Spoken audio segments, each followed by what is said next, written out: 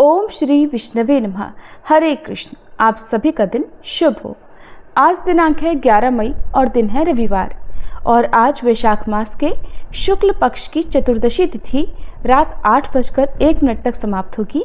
इसके बाद में पूर्णिमा तिथि प्रारंभ हो जाएगी। आज वैशाख मास का 29वां दिन है और आज का महात्म्य सुनाने से पहले आपको सुनाते हैं रविवार व्रत कथा। जैसे सोमवार का दिन भोलेनाथ को समर्पित होता है, शनिवार का दिन शनिदेव को समर्पित होता है, वैसे ही रविवार का दिन सूर्यदेव को समर्पित माना गया है। ज्योतिष शास्त्र के अनुसार सूर्यदेव को 9 ग्रहों में राजा माना गया है। कहते हैं सूर्यदेव की साधना आराधना करने से कुंडली के सभी दोष दूर हो जाते हैं। कुंडली में अगर सूर्य मजबूत अवस्था में हो तो समाज में व्यक्ति को खूब यश मान सम्मान मिलता है, सुख समृद्धि की वृद्धि होती है और निरोगी काया भी प्राप्त होती है। इसलिए सूर्यदेव की पूजा के साथ साथ रविवार के दिन इस कथा को सभी को जरूर सुनना चाहिए। प्राचीन कथा के अनुसार एक बार एक नगर में एक वृद्धा रहा करती थी। वह रविवार को नियम से घर आंगन को गोबर से लीपकर फिर भोजन तैयार करती और फिर सूर्यदेव को भोग लगाने के बाद ही खुद भोजन किया करती। ऐसा व्रत करने से उनका घर धन धान्य से भरा रहता था। हरि की कृपा से घर में किसी प्रकार का कोई भी दुख नहीं होता था। घर में सब कुछ आनंद मंगल था। इसी तरह कुछ दिन बीत जाने पर वह पड़ोसन जिसकी गाय का गोबर वह वृद्धा लाया करती थी, वह विचार करने लगी कि ये बूढ़ी माई हमेशा मेरी गाय का गोबर ले जाती है। ये सोचकर एक दिन उसने अपनी गाय को घर के अंदर बांध दिया। फिर तो वह हर दिन ही अपनी गाय को घर के भीतर बांधना शुरू करने लगी। इधर गोबर न मिलने पर बूढ़ी माई रविवार के दिन अपने घर को लीप नहीं पाई, इसलिए न उन्होंने भोजन बनाया, न भगवान को भोग लगाया और न ही खुद भोजन किया। इस तरह उन्होंने निराहार व्रत किया। सुबह से शाम, शाम से रात हो गई और वह बूढ़ी माई भूखी ही सो गई। फिर रात में भगवान ने उन्हें स्वप्न में दर्शन दिए और भोजन न बनाने और भोग न लगाने का कारण पूछा। तब बूढ़ी माई ने सूर्यदेव को बताया कि गोबर न मिलने के कारण आज वह भोजन नहीं बना सकी। तब भगवान भास्कर ने कहा कि माता, हम तुमको ऐसी गाय देंगे जिससे सभी इच्छाएं पूर्ण हो जाएंगी, क्योंकि तुम हमेशा रविवार को गोबर से लीपकर फिर भोजन बनाती हो, भोग लगाकर ही खुद भोजन करती हो। इसलिए मैं आपसे प्रसन्न होकर आपको वरदान देता हूँ। तब सपने में भगवान का यह वरदान पाकर जब बूढ़ी माई की आंख खुली तो देखा कि आंगन में तो एक बहुत सुंदर गाय और बछड़ा बंधे हुए हैं। गाय और बछड़े को देखकर वह खुश हो गई और घर के बाहर बांधकर उन्हें खाने को चारा डाल दिया। इधर जब पड़ोसन ने बूढ़ी माई के घर के बाहर बहुत सुंदर गाय और बछड़े को देखा तो ईर्ष्या से प्रेरित होकर उसका हृदय जल उठा और जब उसने देखा कि गाय ने तो सोने का गोबर दिया है तो वह गाय का सोने का गोबर उठाकर ले गई और अपनी गाय के साधारण गोबर को उसकी जगह रख दिया। वह रोजाना ऐसा ही करती रही और इधर सीधी साधी बूढ़ी माई को कानो कान इसकी खबर तक नहीं होने दी। एक दिन सर्वव्यापी ईश्वर ने सोचा कि चालाक पड़ोसन की वजह से वृद्धा ठगी जा रही है।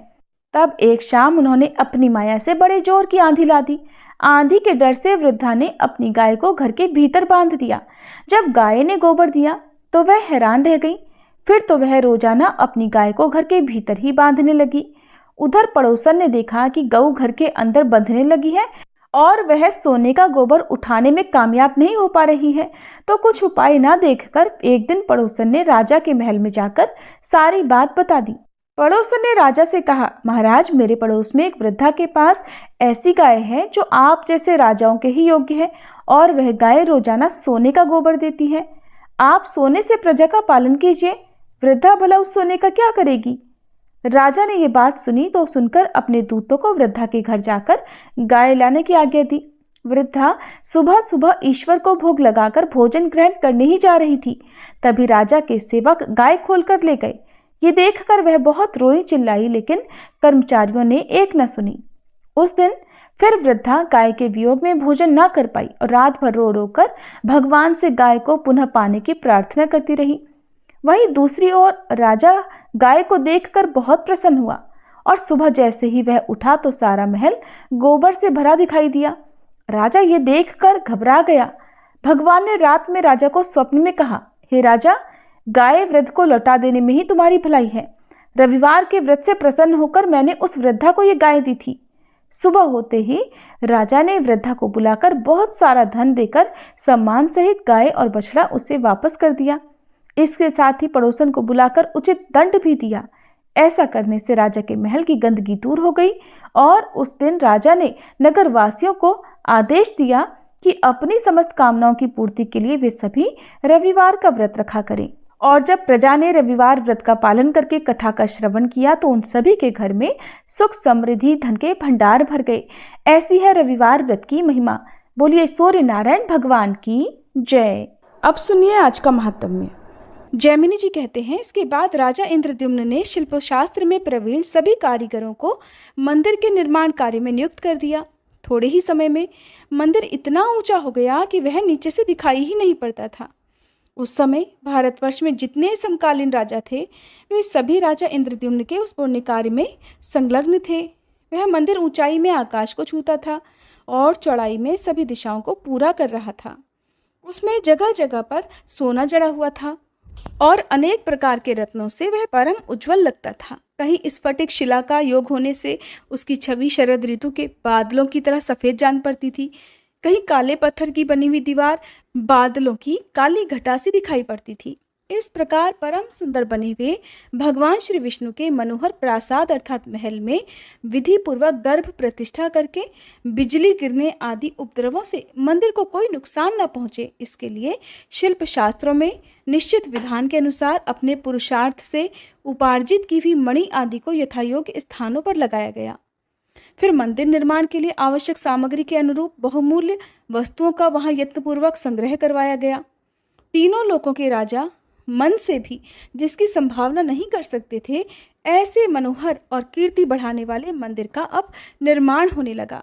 उसके तैयार हो जाने पर राजा इंद्रद्युम्न ने मुनिवर नारद जी से कहा, देवताओं और असुरों के लिए भी जो असंभव था वह सब मेरा कार्य भगवान की कृपा से संपन्न हो गया। ऐसा कहकर उन्होंने नारद जी के चरणों में प्रणाम किया। नारद जी ने भी राजा को उठाकर उनका सत्कार किया और कहा, राजन, इस समय तुम जीवन मुक्त हो गए हो। भगवान के चरणों में अनन्य भक्ति पूर्वक तुम्हारा मन जिस प्रकार लगा हुआ है, उससे बढ़कर मनुष्य के लिए और कौन सा पुरुषार्थ हो सकता है। राजन, तीर्थ मंत्र जप दान बहुत दक्षिणा वाले यज्ञ व्रत स्वाध्याय और तपस्या से भी जिसे प्राप्त करना संभव है, वही केवल भक्ति से आपके हाथ में आ गया है।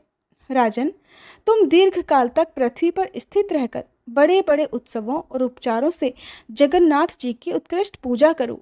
इसके बाद इंद्रद्युम्न ने जगन्नाथ जी को दंडवत प्रणाम किया और इस प्रकार स्तुति की, ब्राह्मण्य देव भगवान को नमस्कार है। गौओं और ब्राह्मणों के हितैषी शरणागतों का दुख दूर करने वाले तथा 4 पुरुषार्थों के एकमात्र हेतु भगवान श्री हरि को नमस्कार है। हिरण्य गर्भ रूप पुरुष और प्राकृत व्यक्त जगत दोनों आपके स्वरूप हैं, आपको नमस्कार है। हिरण्य गर्भ स्वरूप पुरुष और प्राकृत व्यक्त जगत दोनों आपके स्वरूप हैं, आपको नमस्कार है। प्रभु शुद्ध ज्ञान स्वरूप सच्चिदानंदमय भगवान वासुदेव को नमस्कार है। इस प्रकार स्तुति करते हुए राजा के नेत्रों में आंसू भर आए।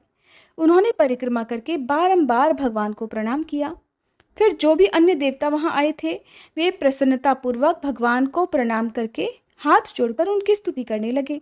देवताओं ने स्तुति करके बारंबार प्रणाम किया और इंद्रद्युम्न के साथ बाहर निकलकर सबके सब भगवान नरसिंह के क्षेत्र में गए। वहां साष्टांग प्रणाम और नमस्कार करके परम भक्ति पूर्वक उन्होंने श्री नरसिंह देव का पूजन किया। उसके बाद वे नीलाचल के शिखर पर जहां उत्तम प्रासाद का अर्थात महल का निर्माण हुआ था, देवताओं ने आकाश मंडल में व्याप्त उस उच्चतम मंदिर को देखा। राजा इंद्रद्युम्न ने विचार किया कि यह पूर्ण हुआ भगवान का उत्तम मंदिर दीर्घ काल के बाद मेरी नज़र में आया है। ये सब भगवान की कृपा से हुआ है, इसमें मनुष्य का कोई भी पुरुषार्थ नहीं है। इसके बाद उन्होंने अपने सहायकों से कहा कि जब काष्ठ में शरीर धारण करके स्वयं भगवान यहाँ प्रकट हुए थे, उस समय आकाशवाणी ने मुझसे कहा था कि तुम नीलाचल के शिखर पर जगन्नाथ जी की प्रतिष्ठा के लिए 1000 हाथ का मंदिर बनवाओ।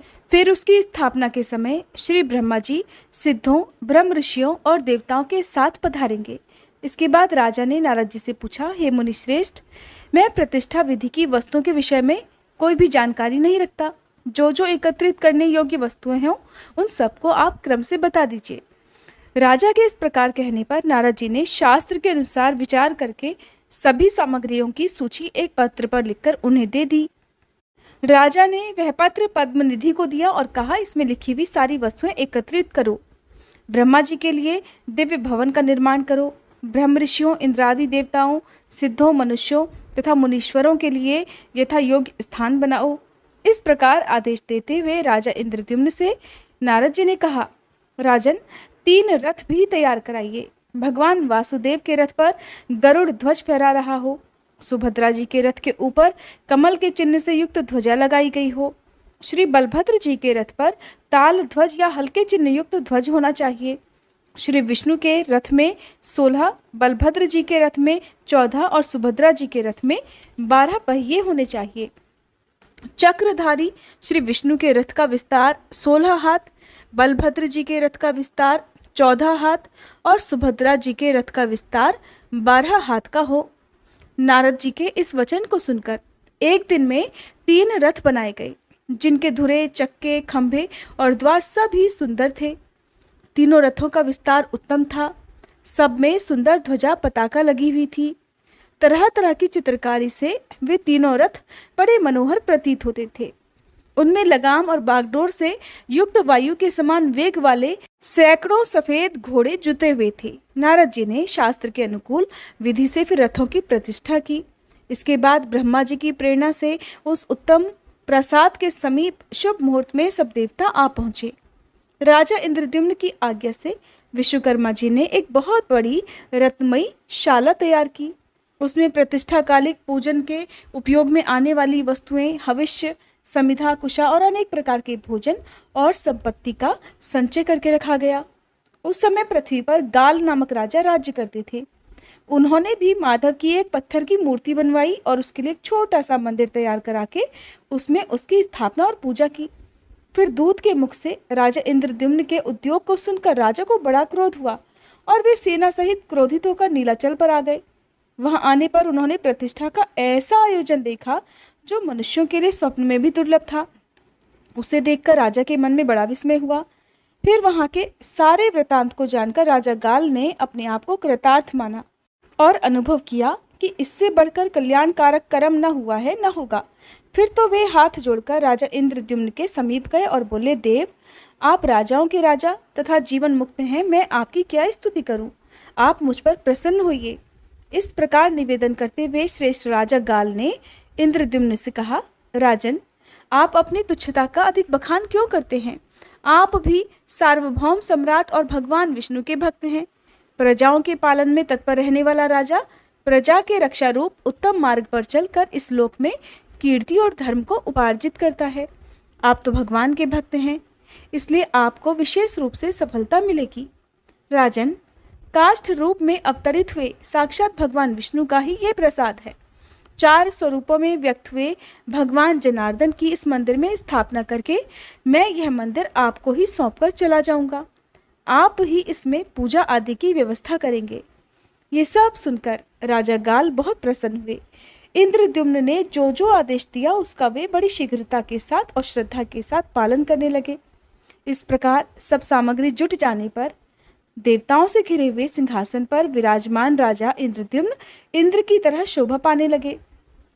इतने में ही देवताओं के जय जयकार से स्तुति किए जाते हुए साक्षात ब्रह्मा जी दिखाई पड़े।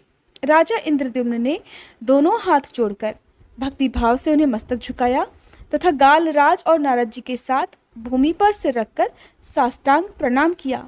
फिर उठकर प्रसन्नता का अनुभव करते हुए अपने आप को कृतार्थ माना। उस समय उनके सभी अंगों में रोमांच हो आया था। जैमिनी जी कहते हैं, राजा इंद्रद्युम्न को अपने चरणों में प्रणाम करते देख प्रजापति ब्रह्मा जी ने मुस्कुराते हुए कहा, राजन, अपना सौभाग्य तो देखो। ये सब देवता, ऋषि, पितर और सिद्ध विद्याधर आदि मुझे आगे करके तुम्हारे लिए ही यहाँ एकत्र हुए हैं। ऐसा कहकर ब्रह्मा जी शीघ्र ही भगवान नारायण के रथ के समीप गए और उन जगदीश को प्रणाम करके 3 बार परिक्रमा करने के बाद आनंद के समुद्र में निमग्न हो गए। उनके शरीर में रोमांच हो आया। उन्होंने गदगद स्वर में अपने ही स्वरूपभूत भगवान जगन्नाथ की इस प्रकार स्तुति की कि हे प्रभु, आपको नमस्कार है। मैं आप हैं और आप मैं हूँ। ये संपूर्ण चराचर जगत आपका ही स्वरूप है। हे प्रभु, यह संपूर्ण प्रपंच जो भासित हो रहा है आपके तत्व को न जानने के कारण ही है। आपके स्वरूप का यथार्थ बोध हो जाने पर यह आप में ही विलीन हो जाता है। ठीक उसी तरह जैसे रज्जु के स्वरूप का निश्चय हो जाने पर उसमें भ्रमवश प्रतीत होने वाला सांप वहीं लीन हो जाता है। दीनों, असहायों और शरणागतों की दुख राशि का संहार करने के लिए एकमात्र आप ही सदा कमर कसे रहते हैं। हे प्रभु, आपको नमस्कार है। जगन्नाथ, दुख के समुद्र में डूबे हुए प्राणियों पर आप प्रसन्न होइए। करुणा कर आप लीलापूर्वक कृपा कटाक्ष करके उन सब का उद्धार कीजिए। इस प्रकार वेदार्थों द्वारा श्री जगन्नाथ जी की स्तुति करके ब्रह्मा जी धरणीधर शेष जी के अवतारभूत बलभद्र जी का दर्शन करने के लिए गए और भक्ति पूर्वक प्रणाम करके उन्होंने उनकी भी स्तुति की कि हे देवेश, आकाश आपका मस्तक है और जल आपका शरीर है, पृथ्वी चरण है, अग्निमुख है और वायु देवता श्वास हैं, मन, चंद्रमा, नेत्र, सूर्य और भुजा संपूर्ण दिशाएं हैं। नाथ, हे ज्ञान दर्पण, आपको नमस्कार है। 14 भुवनों के मूल स्तंभ रूप आप हलधर को नमस्कार है। भगवान, वे नारायण देव जो वेदांतों में गाए जाते हैं आपसे भिन्न नहीं हैं। आप शय्या हैं और वे शयन करने वाले हैं। जो कृष्ण है वे बलराम हैं, जो बलराम है वे ही कृष्ण हैं। आप दोनों में कोई अंतर नहीं है। हे जगन्मय, आप प्रसन्न होइए। इस प्रकार परमेश्वर बलभद्र जी को प्रणाम करके ब्रह्मा जी जगदीश्वरी सुभद्रा जी का दर्शन करने के लिए उनके रथ के पास गए और इस प्रकार हाथ जोड़कर बोले, हे जगदम्ब, हे देवी, आपकी जय हो। परमेश्वरी, आप ही सर्वशक्ति हो, आपको नमस्कार है।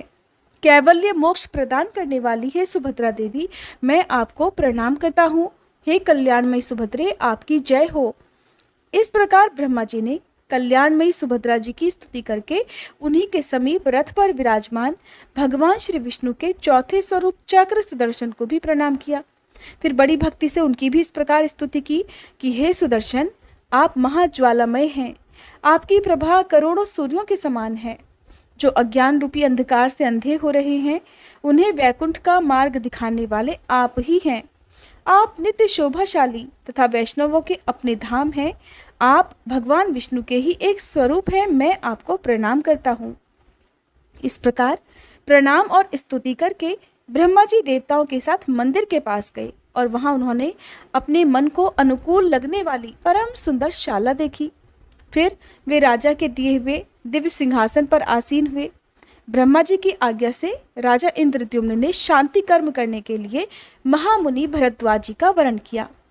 प्रतिष्ठा कर्म में भेंट पूजा चढ़ाने के लिए जो जो देवता अभीष्ट माने गए हैं तथा होम कर्म में जिन जिन देवताओं के लिए आहुति देने का विधान है वे सभी ध्यान करने पर ब्रह्मा जी की आज्ञा से चारों दिशाओं में आकर स्वयं ही उपस्थित हो गए। फिर गंध, पुष्प, माला, अलंकार और आभूषण आदि के द्वारा उनकी भलीभांति पूजा की गई। उसके बाद बुद्धिमान भरद्वाज जी ने देवाधिदेव ब्रह्मा तथा सब देवताओं के समक्ष कर्म आरंभ किया। राजा इंद्रद्युम्न ने बड़ी प्रसन्नता के साथ सबका पूजन किया। भगवान के विग्रह स्वरूप उस मनोहर मंदिर की, जिसमें अत्यंत महान ध्वज फहरा रहा था, प्रतिष्ठा करके भरद्वाज जी ने भगवत विग्रहों में प्राण प्रतिष्ठा के लिए श्री ब्रह्मा जी से अनुरोध किया। तब ब्रह्मा जी उठे। उन्होंने नारद आदि ऋषियों तथा विद्वान ब्राह्मणों के साथ स्वयं स्वस्ति वाचन किया। ब्राह्मण लोग वैदिक सूक्तों का पाठ करने लगे। तरह तरह के मंगल वाद्य बजने लगे। उस समय सबने रथ के पास जाकर सीढ़ियों के मार्ग से सावधानी के साथ भगवत विग्रहों को उतारा। दोनों बगल में, भुजाओं में, मस्तक पर तथा दोनों चरणों में हाथ लगाकर लोग धीरे धीरे भगवान नारायण को रुईदार गद्दे पर विश्राम कराते हुए मंदिर के समीप ले गए। ऊपर ऊपर से पारिजात पुष्पों की भी वर्षा होने लगी। तब ब्रह्मा जी इस प्रकार स्तुति करने लगे, हे जगन्नाथ श्री कृष्ण, आपकी जय हो। सब पापों का नाश करने वाले हे प्रभु, आपकी जय हो। लीला से काष्ठ विग्रह धारण करने वाले हे नारायण, आपकी जय हो। सबको मनोवांछित फल देने वाले माधव, आपकी जय हो। संसार सागर में डूबे हुए जीवों का लीलापूर्वक उद्धार करने वाले हे अविनाशी परमेश्वर, आपकी जय हो। दीनोद्धार परायण, आपकी जय हो। हे अनंत अच्युत ईशान, आपकी जय हो। प्रभु, आपको नमस्कार है। यह स्तुति होते समय नारद जी बड़ी प्रसन्नता के साथ वीणा बजा रहे थे। भगवान के मस्तक पर पीछे की ओर से 2 रत्नमय छत्र लगाए गए। दोनों पार्श्व भाग में चामरग्राही देवता पंक्तिबद्ध खड़े थे, जो धीरे धीरे चमर डुला रहे थे। इसी प्रकार सब लोग बड़े कौतूहल के साथ बलभद्र, सुभद्रा जी तथा सुदर्शन चक्र के विग्रहों को भी लेकर गए। मंदिर के मुख्य द्वार पर रत्नमय स्तंभों से सुशोभित मंडप तैयार किया गया था। उसमें अभिषेक के लिए भगवान को पधराया गया। उन सब विग्रहों के सामने दर्पण रख दिए गए। फिर रत्नों के कलशों में रखे हुए तीर्थों के जल से क्रमशः पुरुष सूक्त और श्री सूक्त पाठ करते हुए स्वयं श्री ब्रह्मा जी ने लोक शिक्षा के लिए अभिषेक किया। फिर अलंकार धारण कराकर भगवत विग्रहों को गंध और माला आदि से सुशोभित करके ब्रह्मा जी ने स्वयं ही आरती उतारी और मंत्र पढ़ते हुए उन सब विग्रहों को रत्नमय सिंहासनों पर स्थापित कर दिया। श्री ब्रह्मा जी बोले, संपूर्ण जगत के आधार तथा समस्त लोकों में प्रतिष्ठित हे सर्वव्यापी जनार्दन, आप इस मंदिर में सुस्थिर भाव से विराजमान होइए। यह प्रतिष्ठा सुप्रतिष्ठा हो। नाथ, आपके प्रतिष्ठित होने पर हम सब यहाँ प्रतिष्ठित होंगे। आपकी आज्ञा और आपके प्रसाद से यह प्रतिष्ठा परिपूर्ण हो। इस प्रकार जगन्नाथ जी की स्थापना करके ब्रह्मा जी ने उनके हृदय कमल का स्पर्श करते हुए आनुष्टुभ मंत्र राज का 1 सहस्त्र जप किया। आनुष्टुभ मंत्र इस प्रकार है: उग्रम वीरम महाविष्णुम ज्वलंतम सर्वतोमुखम नरसिंहम भीषणम भद्रम मृत्युम नमाम्यहम। इस प्रकार जप करने के बाद ही वैशाख मास के शुक्ल पक्ष में अष्टमी तिथि को पुण्य नक्षत्र के योग में उत्तम बृहस्पति के दिन भगवान जगन्नाथ की प्रतिष्ठा की गई। इसलिए वह दिन परम पवित्र और सब पापों का नाश करने वाला है। उसमें किया हुआ स्नान, दान, तप, होम आदि सब पुण्य कार्य अक्षय होता है। जो मनुष्य उस दिन भक्तिभाव से भगवान श्री कृष्ण, बलराम जी और सुभद्रा जी का दर्शन करते हैं, वे निस्संदेह मोक्ष के भागी होते हैं। वैशाख मास में जो शुक्ल पक्ष की अष्टमी आती है, उसमें यदि बृहस्पतिवार और पुण्य नक्षत्र का योग हो तो उस दिन किया हुआ जगन्नाथ जी का पूजन कोटि जन्मों के पापों का नाश करने वाला होता है। हरे कृष्ण। आज के अध्याय में बस इतना ही।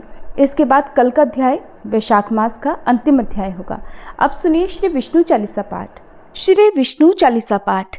विष्णु सुनिए विनय सेवक की चितलाए, कीरत कुछ वर्णन करूं दीजे ज्ञान बताए। नमो विष्णु भगवान खरारी, कष्ट नशावन अखिल बिहारी। प्रबल जगत में शक्ति तुम्हारी, त्रिभुवन फैल रही उजियारी। सुंदर रूप मनोहर सूरत, सरल स्वभाव मोहिनी मूरत। तन पर पीतांबर अति सोहत, वैजंती माला मन मोहत।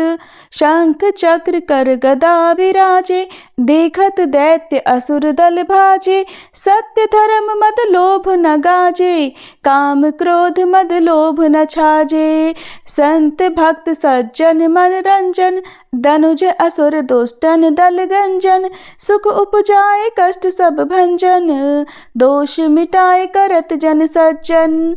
पाप काट भव सिंधु उतारण, कष्ट नाश कर भक्त उबारण। करत अनेक रूप प्रभु धारण, केवल आप भक्ति के कारण। धरणी धेनु बन तुम ही पुकारा, तब तुम रूप राम का धारा। भार उतार असुर दल मारा, रावण आदिक को संहारा। आप वराह रूप बनाया, हिरण्याक्ष को मार गिराया। धर्मत्स्य तन सिंधु बनाया, 14 रत्नन को निकलाया। अमिलख असुरन द्वंद मचाया, रूप मोहिनी आप दिखाया। देवन को अमृत पान कराया, असुरन को छवि से बहलाया। कूर्म रूप धर सिंधु मझाया, मंदराचल गिरि तुरत उठाया। शंकर का तुम फंद छुड़ाया, भस्मासुर को रूप दिखाया। वेदन को जब असुर डुबाया, कर प्रबंध उन्हें ढूंढवाया। मोहिनी बनकर खल ही नचाया, उस ही कर से भस्म कराया। असुर जलंधर अति बलदाई, शंकर से उनकी लड़ाई। हार पार शिव शकल बनाई, कीन सती से छल खल जाई। सुमिरन कीन तुम्हें शिव रानी, बतलाई सब विपत कहानी। तब तुम बने मुनीश्वर ज्ञानी, वृंदा की सब सुरति भुलानी। देखत तीन दनुज शैतानी, वृंदा आए तुम्हें लपटानी। हो स्पर्श धर्म क्षति मानी, हना असुर उर शिव शैतानी। तुमने ध्रुव प्रहलाद उबारे, हिरणाकुश आदिक खल मारे। गणिका और अजामिल तारे, बहुत भक्त भव सिंधु उतारे। हरहु सकल संताप हमारे, कृपा करहु हरि सिरजनहारे। देखहु मैं निज दर्श तुम्हारे, दीन बंधु भक्तन हितकारे। चाहता आपका सेवक दर्शन, करहु दया अपनी मधुसूदन। जानू नहीं योग्य जब पूजन, होए यज्ञ स्तुति अनुमोदन। शील दया संतोष सुलक्षण, विदित नहीं व्रत बोध विलक्षण। करहु आपका किस विधि पूजन, कुमति विलोक होत दुख भीषण। करहु प्रणाम कौन विधि सुमिरन, कौन भांति मैं करहु समर्पण। सुर नर मुनि करत सदा सेवकाई, हर्षित रहत परम गति पाई। दीन दुखिन पर सदा सहाई, निज जन जान लेव अपनाई। पाप दोष संताप नशायो, भव बंधन से मुक्त कराओ। सुत संपत्ति दे सुख उपजाओ, निज चरणन का दास बनाओ। निगम सदा ये विनय सुनावे, पढ़े सुने जो जन सुख पावे। प्रिय श्रोताओं, आइए अब हम सब मिलकर भगवान श्री लक्ष्मी नारायण जी से क्षमा प्रार्थना करें। हे सच्चिदानंद परम करुणामय भगवान विष्णु, हे लक्ष्मी नारायण भगवान, आप सबके अंतःकरण में वास करने वाले सर्वज्ञ, सर्वशक्तिमान और अनंत दयालु हैं। मैं आपकी इस अज्ञानमय बालिका ने जीवन के पथ पर चलते हुए अनगिनत बार अपने विचारों, वचनों और कर्मों से जाने अनजाने पाप, त्रुटियां और अपराध किए हैं। हे प्रभु, कभी किसी के साथ कटु व्यवहार किया, कभी अहंकार में कुछ ऐसा बोल गई जो आपकी मर्यादाओं के विरुद्ध था। कभी क्रोध आया, कभी मोह ने भरमाया और कभी लोभ ने मुझे आपके पथ से डगमगाया।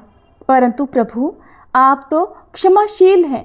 आप तो उसी को उठाते हैं जो गिर गया हो, उसी को थामते हैं जो भटक गया हो। हे श्री हरि, मैं स्वीकार करती हूँ कि मेरी बुद्धि संकीर्ण है, मन चंचल है, इंद्रियां आकर्षणों में बहक जाती हैं, परंतु मेरा हृदय बार बार आपके श्री चरणों की ओर ही लौट आता है। हे प्रभु, मैं आपकी शरण में हूँ। आपके बिना मेरा कोई सहारा नहीं, कोई गति नहीं। मुझ में यदि कोई गुण है तो वह आपके चरणों की भक्ति है। मुझ में यदि कोई शक्ति है तो वह आपके नाम का स्मरण है। आपकी कृपा के बिना मैं कुछ भी नहीं। इसलिए हे करुणा सिंधु, कृपया मुझ पर दृष्टि डालिए, मेरे समस्त पापों को क्षमा कर दीजिए। मुझे अपनी भक्ति में दृढ़ बनाइए और अपने प्रेम में बांध लीजिए।